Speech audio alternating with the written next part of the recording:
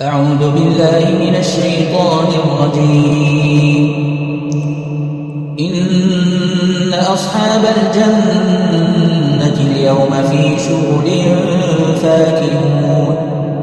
هم وأزواجهم في ظلال على الأرائك متكئون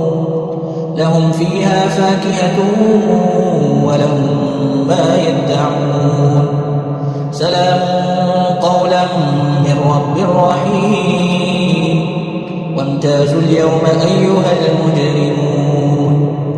ألم أعهد إليكم يا بني آدم ألا تعبدوا الشيطان إنه لكم عدو مبين وأن اعبدوني هذا صراط مستقيم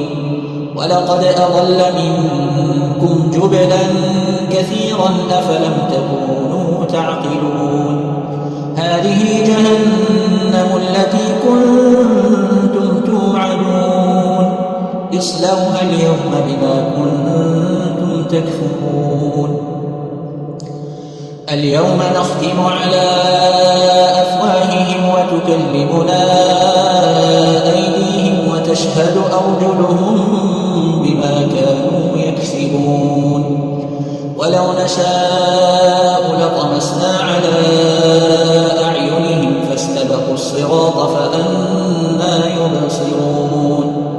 ولو نشاء لمسخناهم على مكانتهم فما استطاعوا مضيا ولا يرجعون ومن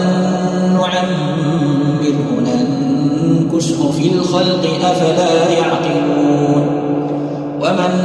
نعمره ننكسه في الخلق أفلا تعقلون وما علمناه الشعر وما ينبغي له إن هو إلا ذكر وقرآن مبين لتنذر من كان حيا ويحق القول على الكافرين أولم يروا أنا خلقنا لهم مما عملت أيدينا أنعاما فهم لها مالكون وذللناها لهم فمنها ركوبهم ومنها يأكلون ولهم فيها منافع ومشارب أفلا يشكرون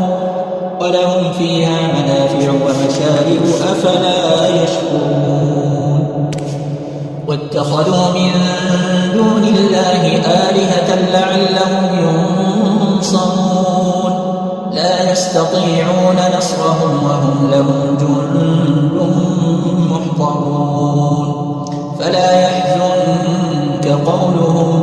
إنا نعلم ما يسرون وما يعلنون أولم ير الإنسان أنا خلقناه من نطفة فإذا هو خصيم مبين وضرب لنا مثلا ونسي خلقه قال من يحيي العظام وهي رميم قل يحييها الذي أنشأها أول مرة